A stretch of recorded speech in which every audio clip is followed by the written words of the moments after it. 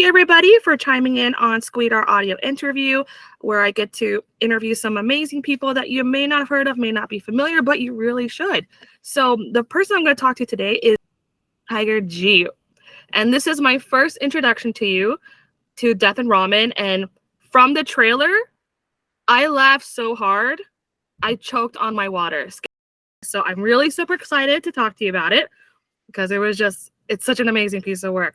But can you give us a little bit of intro to yourself and your background into filming and cinematography and all that good stuff? Yeah, well, thank you so much for having me, Tony. It's an honor to be able to talk about my work on any platform. Needless to say, I think that it's really encouraging for a young filmmaker to be able to, articulate their work and put it out there in the world. A little bit about myself. I grew up in Hong Kong. I grew up wanting to be a manga illustrator. And slowly, I sort of transitioned into making movies when I was around 12 or so, and made a few professional projects when I was 16. And 16? Yeah. They're not very good, but I guess they were like a good introduction into the world of filmmaking. But Death and Ramen, I would say, is my second very serious effort into making movies. So I want to talk about Death and Ramen because, one, the title is amazing. Thank you. I love it.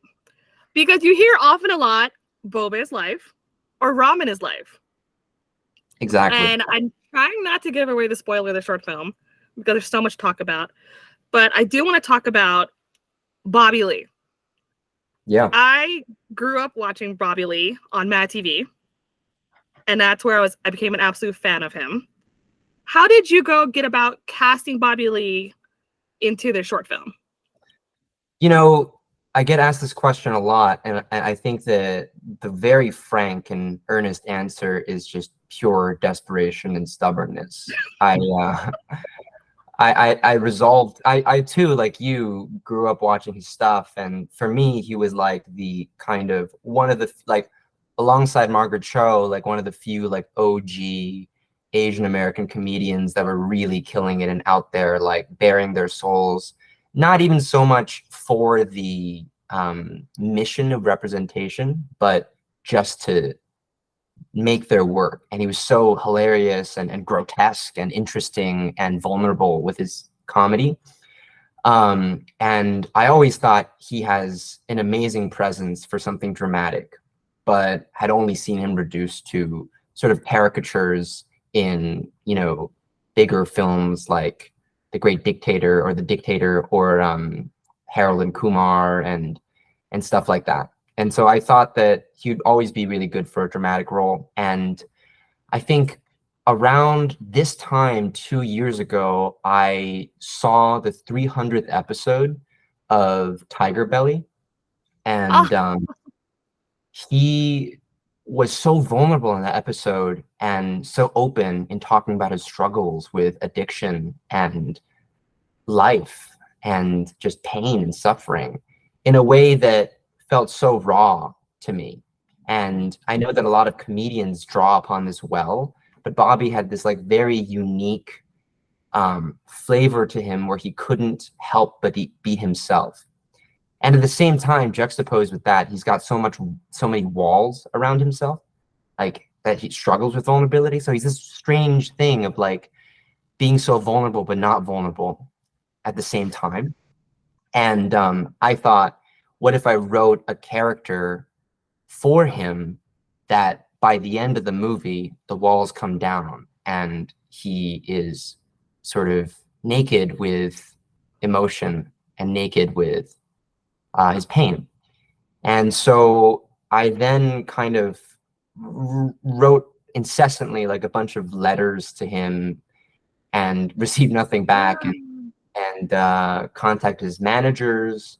I contacted his agents and they sort of waved me off, but eventually I resolved to DM him, and I DM'd him a whole bunch and he sort of like didn't respond. But then I DM'd his girlfriend, Kalila. What? Kalila was the one who actually put it in front of him. And one afternoon, I remember I was literally like coming out of the bathroom and I received this random call from LA. And I was like, I had a feeling that it could be him. And so I pick up and it's Bobby. And, you know, he's like very tired. He sounded like he hadn't Mm. slept, you know, and he was like, hey man, so, you know, I heard about your film. Let's do it. And Wow. he just agreed to do it on the spot. And I was corresponding with him and told him about the movie. And yeah, the sort of inception of the film began with him agreeing to do it. And then I sort of put the film together after that. Did you tell him how long it took to get to him? Oh, he was well aware. He was just like, you know, he definitely knew that about the project, and his agents, you know, were just like, you know, this is not a good move. I'm like totally fair because it's not a big production and I'm just a kid who wants to make a movie, and there's a bunch of people like that. But I guess, you know, youthful arrogance or passion or the mix of the two kind of just drove me to keep reaching out to him, like bordering on like a stalker fan, but I was very happy that he agreed to do it. I mean, it's not a method that I would probably encourage for other filmmakers, but I am super glad you did, because this was so amazing for Bobby to play. Exactly what you said. We all grew up with his crazy comedy antics, and the word of grotesque comedy is actually a really good descriptor of it. But he was still refreshing in a way Yeah. because of all the raw and vulnerability. And that just got amped up like crazy in this short film that left a huge mark on me after I watched it. And I actually had to like pause and think about it a lot. Um, Bobby's performance in this short film is mega intense. And how was it filming? I'm really not trying to spoil so much of it, but there are a couple of intense scenes. A lot of it's physical. Were there any moments where you had to like pull him back going, Bobby, chill, you're going to hurt yourself? Or were you like, go for it? Well, I'm a pretty like, how do I put this? I'm a pretty intense director. I don't know, like the script was written in such a way where it demanded a certain physical aspect from him and an involvement that was very, very intense. And Bobby told me straight off the bat that he was entering a new phase in his life where he was ready to be vulnerable and he was ready to do something serious. And it was just the perfect moment of catching him where he was ready for the stage in his life. You know, just broken up with Kalila, which at that point I didn't know. And he was going through a lot of changes. And Bobby was very graceful and ready to surrender himself to me. And of course, there was a whole process of him needing me to win over his trust because, you know, I hadn't made anything of that caliber before. Mm-hmm. And be it the emotional intensity or the physical intensity, it was all, you know, something that I required from him. And I made it known that that was a necessity for this film. And I remember I had Korean barbecue with him at his favorite joint in K-Town. And we sat down and I told him like, hey, I know you're very graceful to let me involve you in this project. And I'm already so grateful for that. Mm-hmm. But if we were to do this together and we want to do it right, we have to do this my way, in a way. And I think Bobby sort of realized eventually like how intense a shoot it was going to be, even though it was a short. And yeah, it was 5 long nights, full night Wow. shoot in LA. And there was like a lot of setup and it was very technically complicated. You know, we shut down a bridge, shut down a ramen shop, had 50 extras. you know, in a sequence by the end of the film. And yeah, it's Bobby was just so generous with me, and it was wonderful. One of the things about the short that really struck to me was the ramen itself and the heart of the short film. I'm also Asian American. I'm Thai American, and death is usually a huge thing. I think all across the board and around Asia, we all have different conceptions and ideas about death. And it came off as like death was something to be expected, but it's not necessarily a negative thing. And there was a sense of hope during this short film. And the ramen was the key. Yeah. And of all the things I want to ask first is, why was it kimchi ramen of all the ramen? I know. I figured I might get chastised for this by the Japanese Americans. Because it's not a traditional ramen dish, right? It's kind of like a fusion, like kimchi, Korean American style. I think like the simple answer is Bobby could initially what was written is tonkotsu ramen. So I designed this recipe that was like a sort of spin-off of the traditional tonkotsu ramen recipe, but how I would make it. And then I presented this recipe to Bobby, and Bobby couldn't pronounce tonkotsu properly, no matter how many times I got him to say it. It wasn't convincing if he couldn't pronounce tonkotsu. And then so I changed it, because he's Korean American, and it could be interesting if it was something that, you know, there's so many variations of ramen, and I could go on for hours about it. But in Korea, like there's ramyun, and in China, which is where ramen began, there's ramen, and then in Japan there's ramen, and there's like variations of this in every single Asian culture really that spanned like through history. And I just thought that it could be an interesting flair to make it a Korean style and base it off of Bobby's heritage. And a lot of that is explored in the mother scene too, when he speaks Korean with his mother. So kimchi ramen sort of started with that. And then there's another element of kimchi ramen being spicy, you know? And it was also a coincidence that the Koraku ramen shop, which everyone should go to, which is where we filmed this movie, they had a kimchi ramen readily available kitchen. And so we sort of took advantage of their inventory in that way. Did they cook it, or did you guys cook the ramen? So we had their kitchen staff prepare a few bowls of ramen, but I added to that with my own recipe. And so like what we see in the movie is a combination of what I added that would look good visually on camera with the bowls, as well as their inventory.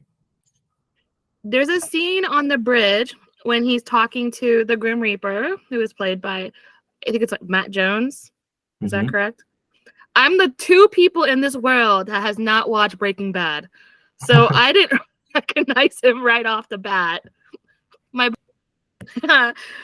the bridge when he's talking to the Grim Reaper, he passionately lists the ingredients for the ramen. Yeah. And I'm so curious about that scene. Did he do that all in one go, or how many takes did that take? Because it is passionately given. Oh yeah, Bobby is a stand-up comedian, so he's very like sort of well versed in memorization and riffing, but he does it in such a way where like, you know, he would have to sort of riff off of it, and it can't be word for word. And I was very open to him sort of not sticking to script for the rest of the movie, but that particular recipe needed to be word for word exact. And on the bridge at 3 a.m. where he would list that recipe in his delirious state was definitely difficult to shoot, but he killed it. You know, he was a real trooper. So he actually memorized it. There wasn't somebody standing by with a cue card with that whole list of stuff. Oh, we had a cue card. We we definitely had a cue card, sort of like Brando style with the cue card in the ceiling of the car. But all in all, really delivered by the end of it. It was a real effort. And there is a scene where he's running very dramatically with the bowl of ramen. Is that a real bowl of ramen? Because I don't know. I can't even carry it from table to table without spilling it. And he was running with it. So the bowl was actually half full because they at that time had like in the story had been eating it already, and so part of what was written was like it's a half full dish, and he's sort of very carefully carrying it.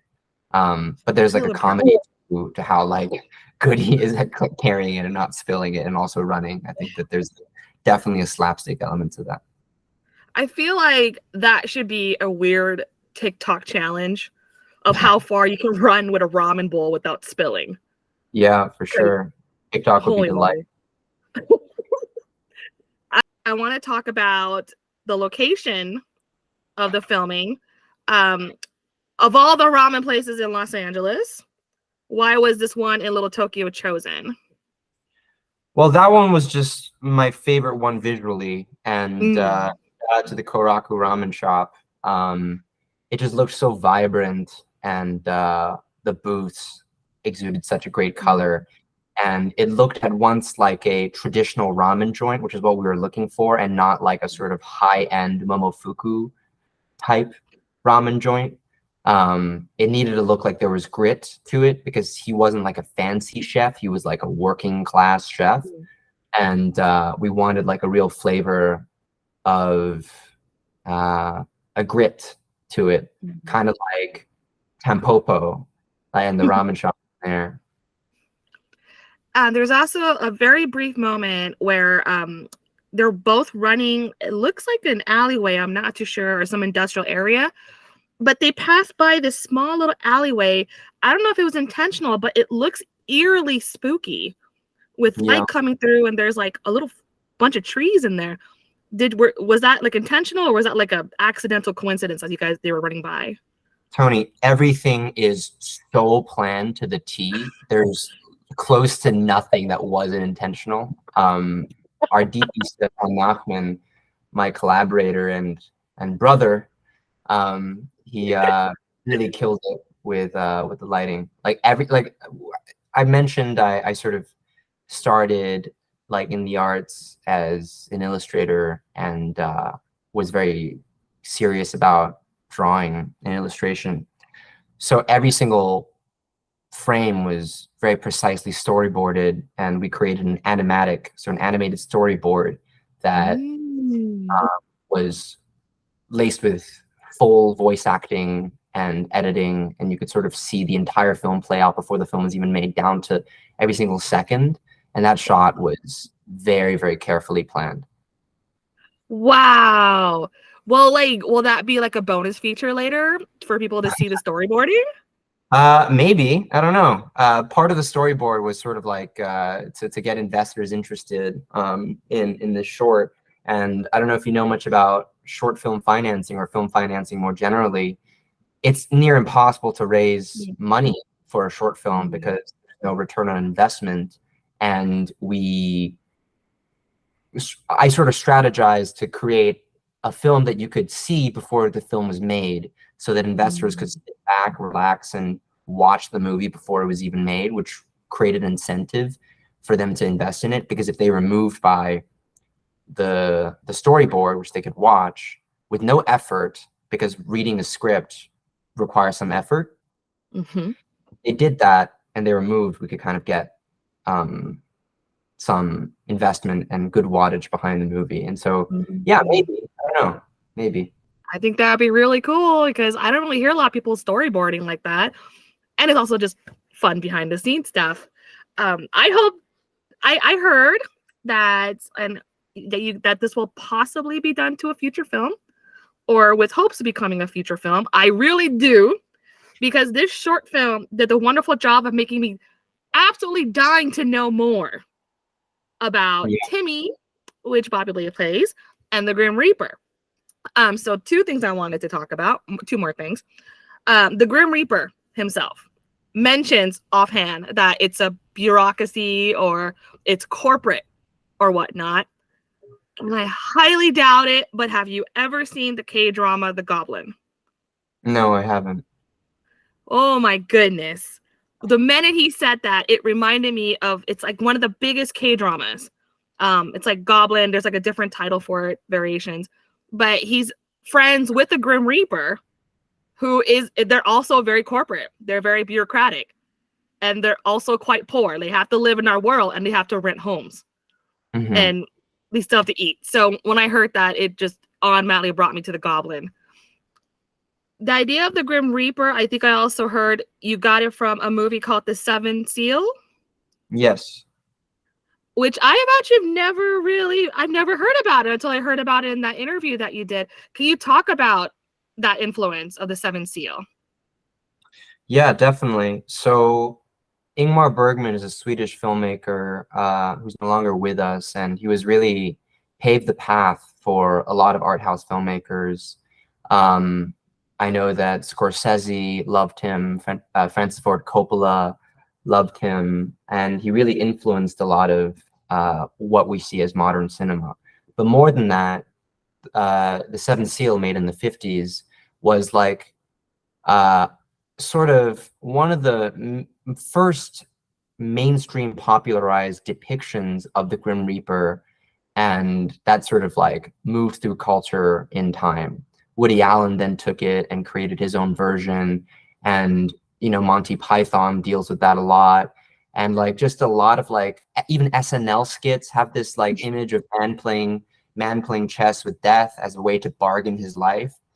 And how I sort of started with this idea for Death and Ramen, as to answer the second part of your question first, is what if we made a buddy comedy between death and man? So I know that I'm functioning within like a long tradition of cinema, or not even cinema, like stories, right? Like, because even before cinema was around, this age-old kind of narrative between man and death, where death as a Grim Reaper comes in and takes man away, is such an exhausted trope that the only way to really get it right is to subvert it in some kind of way, in a fresh way that modernizes it.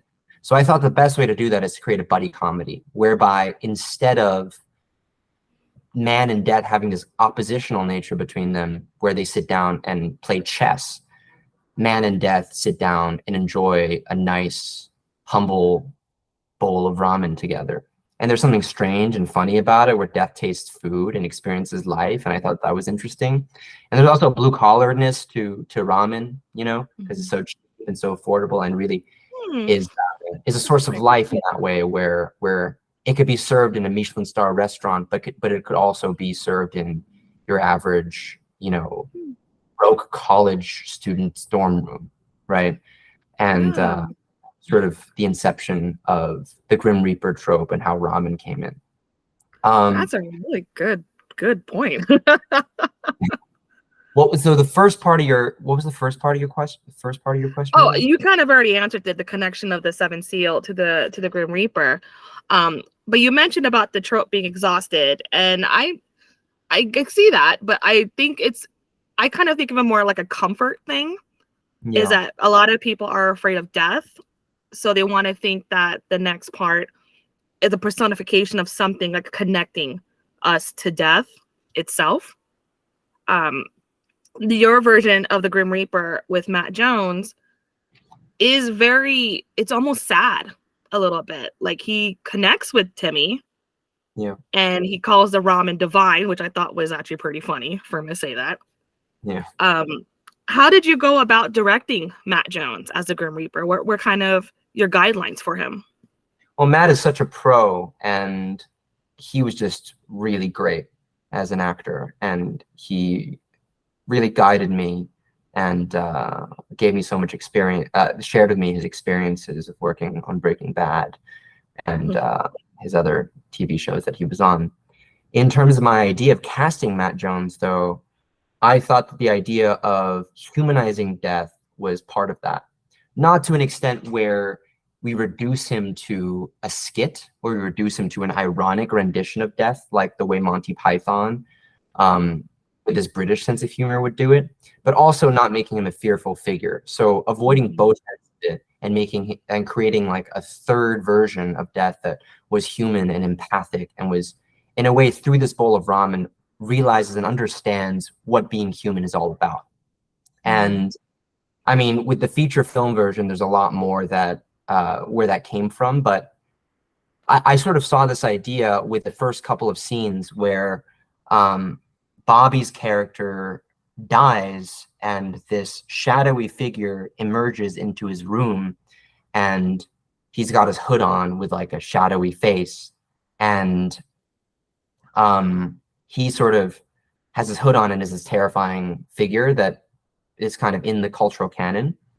But then he drops Timmy, and you think that you know where this film is going, but then he drops Timmy and he takes off his hood, and it's just Badger with like a friendly face who apologizes immediately, and this slapsticky element comes in where we immediately connect to him. It's like, oh, it's just Badger. It's not to be feared. And that's really part of the ethos of what I wanted to do with the feature as well. Do you think the Grim Reaper will go back and visit Timmy for more ramen? I don't know. I think that's up to, you know, the audience interpretation. But in the feature version, like, definitely there is a more expanded relationship between the chef and the Grim Reaper. And then just to switch gears to be a bit more serious, Timmy's character, Bobby Lee's character, Timmy, in the movie, he swallows a lot of pills to try to commit suicide. And it's just kind of strange when you watch it, because he's so passionate about ramen, and he's got a lot of passion for that, and, you know, his mom, but then we don't know why he decides to end his life. So, but it's kind of the indication that, you know, suicide is a mental illness situation. Would the feature film kind of go into more background about that, about his lead up to the decision to do that? So we actually don't deal with suicide in the feature film anymore. I thought that it was a very good vessel for the short film to have Bobby's character be the one who is dying, and it's sort of a suggestion that he committed suicide, and the reasons are not really clear. But I just wanted, with the short film, first of all, to have, like, it's like what could be apparent is his emotion and the look in his eyes and the mental illness, as you said, that sort of captures him, and we sort of meet him at the end of his ropes. We don't know why he did it, but we can understand the look in his eyes, and that was enough for an audience to connect to. But with the feature, I delve more into the idea of a son letting go of his mother. So instead, we split that a little bit, and in the feature, it's a ramen chef who has to say goodbye to his mom. And there's been a lot of talk in film overall about Asian creators kind of reflecting on their relationship with their parents, like with Big Red, or I forget what that Disney movie is, the panda one, Everything Everywhere All at Once. So hopefully the future film kind of continuation of that, about reflection of relationship with parents? Absolutely. I think that what is different, however, between the relationship between mother and son in the feature film is that it takes in an almost existential perspective. I know that Everything Everywhere sort of does that, but through a sci-fi lens, and The Farewell does that with a straight drama lens. But with the Death and Ramen feature, I almost kind of wanted to describe it and pitch it as an existential Asian American dramedy. So what we see is, like, you know, even just in the first 5 minutes of the feature film, it unfolds with like a series of still images that's almost reminiscent. I don't know if you know this film, but it's Chris Marker's La Jetée. and it's of like the Grim Reaper figure, and in the feature film he's called Cecil. He sort of like flips through the entire life of a human soul, and this human soul is the chef's mother. She goes through the experience of immigration, of growing up in post-war Hiroshima, Japan, of a childhood born out of, abject suffering, and stumbling upon a hope, which is a roadside ramen shop. And all of this is told through still images. And she eventually journeys to the States and becomes a ramen chef in Little Tokyo, a female ramen chef in Little Tokyo, and falls in love and starts a ramen shop and loses her husband, raises her kid in the ramen shop. And I wanted to explore the idea that Asian American or Asian immigrant parents, they're not necessarily really good with articulating love through words, but we know that they love us. And I'm sure you can relate to this too. We know that they love us when they cook us a nice meal.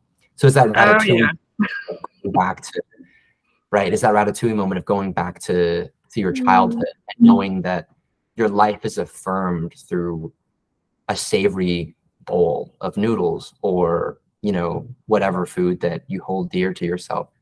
And so this juxtaposition I explore much more deeply in the feature film about life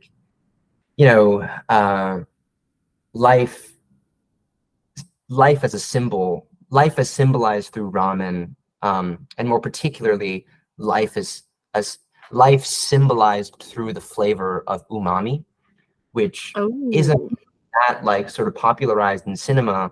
And there's long conversations where the chef explains to death what umami is.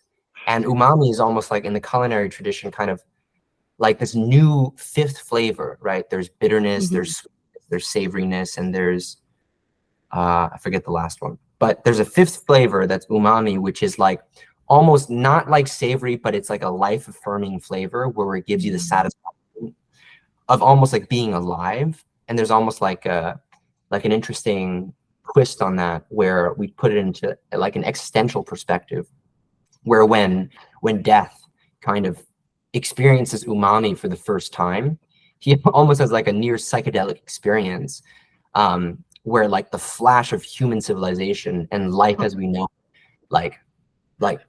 flashes through his eyes, starting with the cavemen discovering fire, to the life of Jesus, to the wars, to Genghis Khan, to the Black Death, to the Renaissance, all the way to the Human Genome Project, economic recession, to the Fukushima disaster, to Black Lives Matter, to the Mars exploration, to the rise of artificial intelligence, to climate change.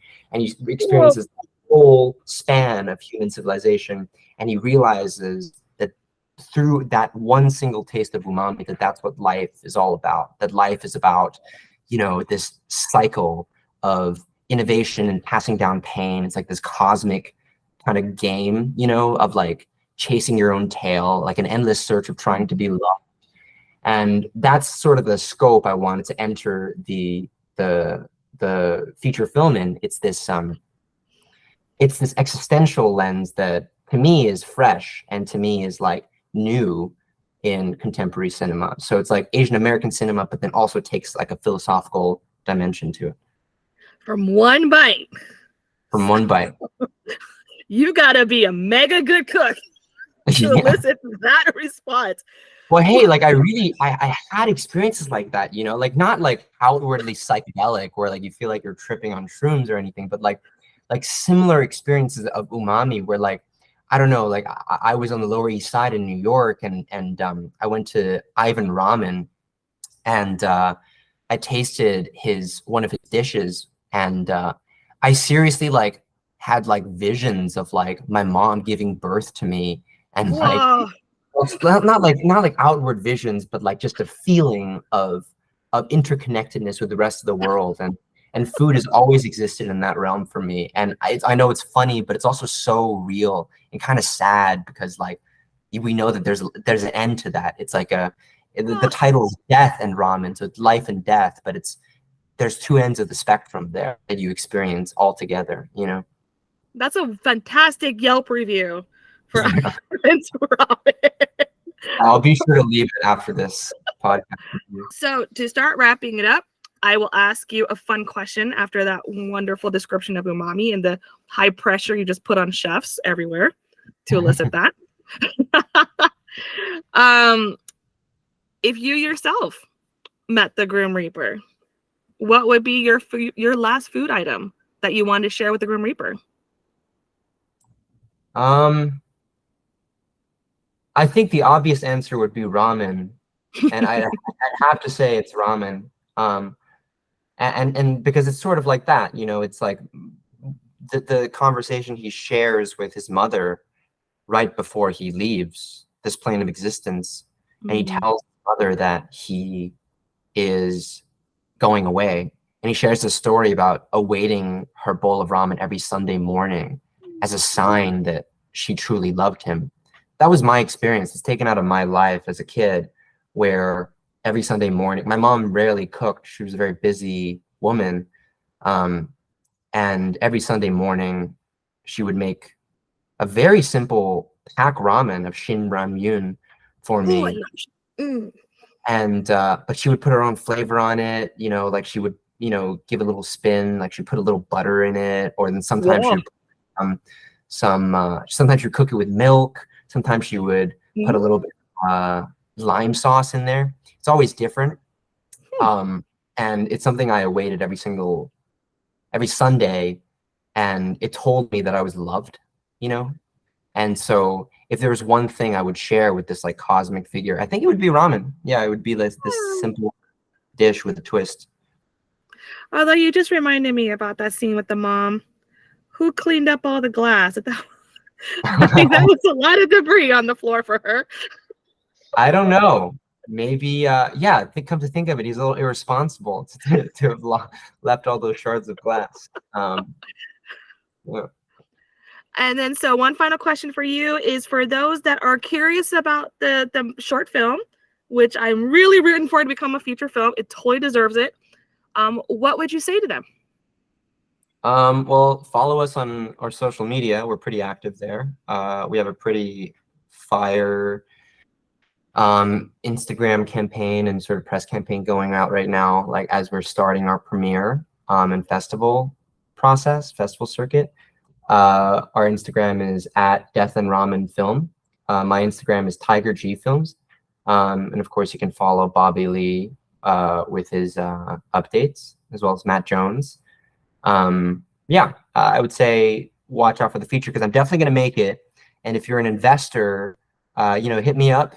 I hope to make a really great work that is poignant and sad, but also commercially viable. I want to achieve all those things, and I want to make it by 2025. So I'm just speaking this into existence right now at every moment I get. Yeah, definitely look forward to that. Oh, I'm so rooting for it. Like, is this completely viable? Any future investors, please, please, please give us Death and Ramen. That's actually kind of a funny way to end this. Thank you so much, Tiger G, for taking the time to talk to us.